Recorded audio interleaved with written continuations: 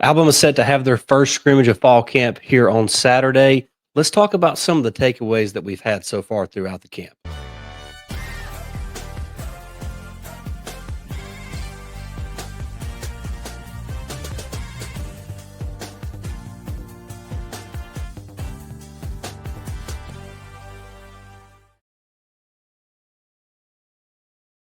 Welcome into Tide Talk Live, powered by the Believe Network. I'm your host, Stacey Blackwood. Excited to be here. Football season is right around the corner. We are 22 days away from kickoff at the time of this recording. Alabama is going to be practicing on Friday. They're going to have their first scrimmage of the fall on Saturday. So there is so much to dissect and to talk about here on this show. And that's what we're going to do. We're going to look a little bit ahead to the scrimmage tomorrow and what we're kind of hoping to see and learn from that, but we'll talk more about the scrimmage once it's concluded and we kind of learn some stuff about it.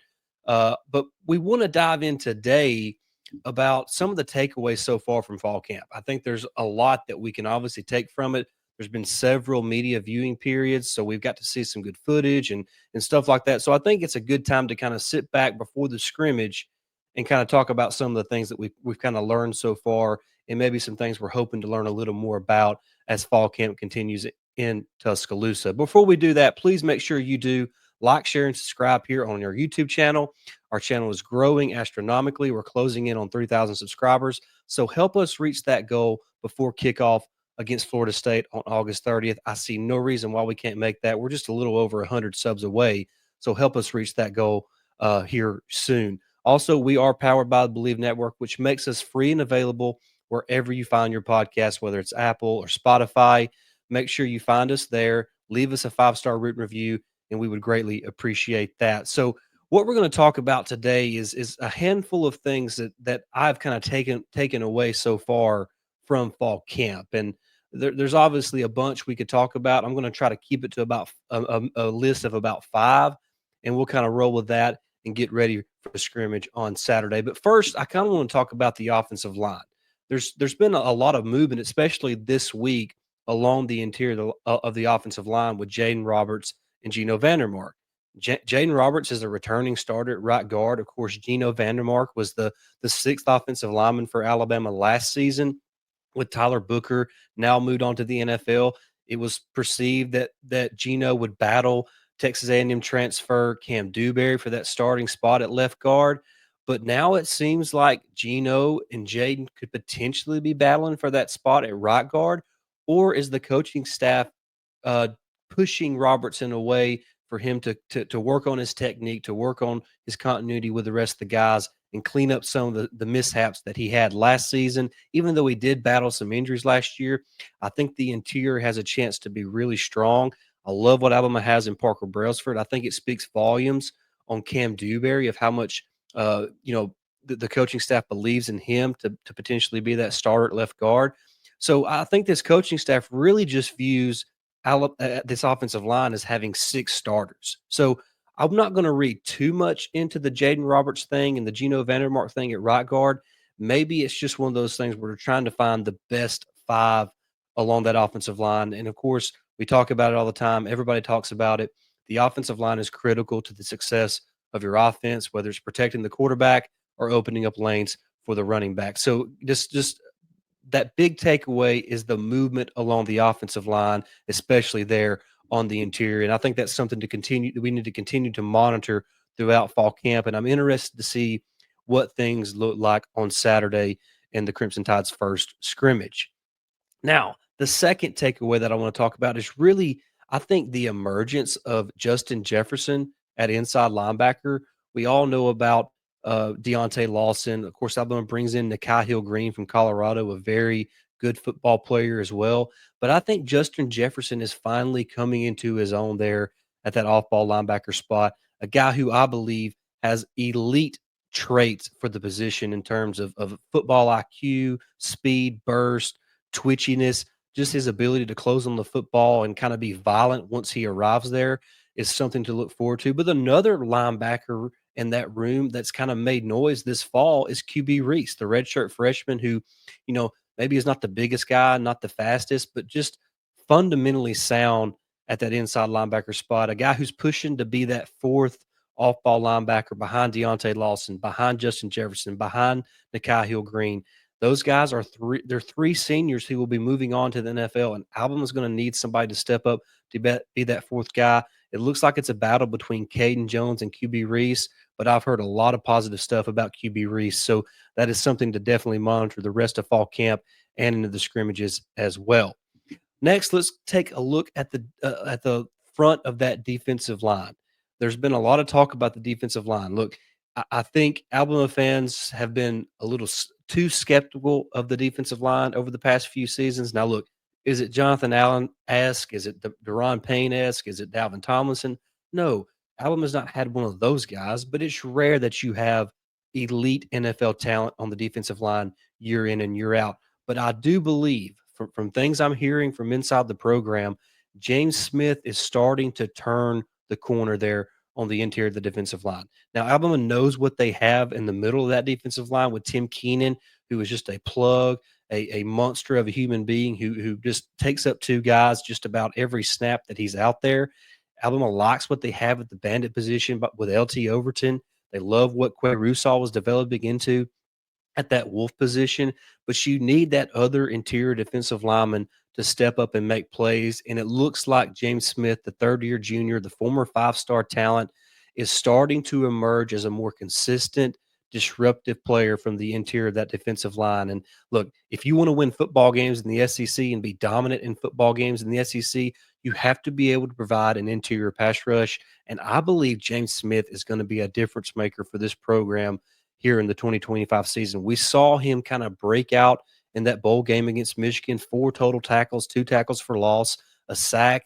I think you're going to start seeing that type of consistent production from him this season, and he is going to be making a lot of noise for Alabama. So I just hope that James Smith can continue to show that consistency on the interior of that defensive line as fall camp continues. Now, one other thing, we've talked about this as well almost at nauseum here on our channel. And really, if you listen to any other shows on Alabama football, they've talked about these two position groups. But the depth at defensive back and at wide receiver just continues to impress. Their depth is key. I mean, and at Alabama, it's no different. The defensive backfield is loaded. The wide receiver room is loaded. And those two rooms could be the biggest positions of strength for each side of the football. And so I love the stuck up at the DB room. You have starters returning in Damani Jackson, Zabian Brown.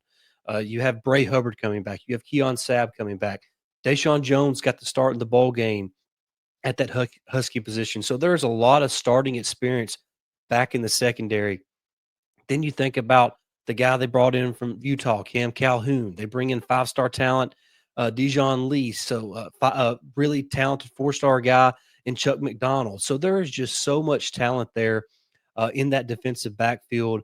You look at the noise that Drake Kirkpatrick Jr. has made. Ivan Taylor, the freshman, the son of Ike Taylor, has made a lot of noise. So just the overall depth in that defensive backfield is so impressive, and it's gonna lead to, I think, Alabama having one of the premier defenses in college football, because it is going to be extremely hard to pass on this group, especially given the fact that I believe the pass rush is going to be much improved this season for the Crimson Tide. Then you look at the other side of the ball with the wide receivers, obviously led by Ryan Williams and Jeremy Bernard. You bring in a guy like Zay Horton. You have guys like Jalen Hill and Cole Adams who are coming off injuries, and there's just so much talent there. Not to mention Latzir Brooks, the talented uh, receiver from New Jersey, who just is a playmaker. So there's just so many different weapons for Ty Simpson and these offensive coaches to kind of use.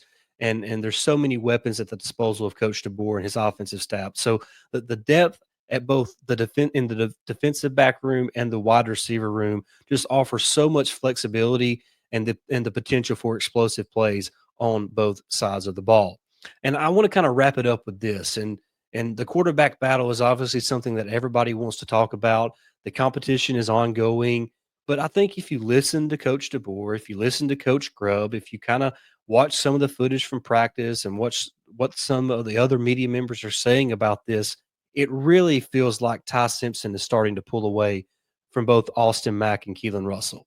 He has been solid, consistent. He has limited his turnovers, his accuracy, his poise. his command of the huddle, his leadership skills has really drawn a lot of praise from not only his coaches, but his teammates as well. And that really started to happen at the end of spring football that carried on throughout the summer months. And he's really done a great job of continuing that momentum here in fall camp in Tuscaloosa. So I feel like Ty Simpson's starting to pull away. I don't want to say it's a done deal yet. The coaches have not said that, so there's no need for me to say it. But the feel right now, I think, from both inside the building and I think for the fan base as well, is that it is Ty Simpson's job to lose at this point in time. And with Saturday's scrimmage coming up tomorrow, this is just an opportunity for Ty to kind of take another step and pull even further away from those younger guys with a strong performance. And I have no timeline. Nobody does. When Coach DeBoer and this staff are going to make a decision of when to name the starter for Week 1 against Florida State. But I imagine if Ty can put a strong performance together on Saturday, we could see an announcement as soon as next week. But to me, it would make more sense to get to another scrimmage, which is next Saturday, August 16th. So I'm looking for the week of August 18th to potentially be kind of that week or that moment that this coaching staff kind of puts their eggs in the Ty Simpson basket and kind of pull the trigger on naming him the starter to get him prepped for that week 1 matchup in Tallahassee against the Seminoles. But those are just a handful of the takeaways that I've had so far from fall camp. There's obviously so much more we could talk about. A lot of players are making noise. We need to talk about the specialists. Who's going to be the punter for Alabama?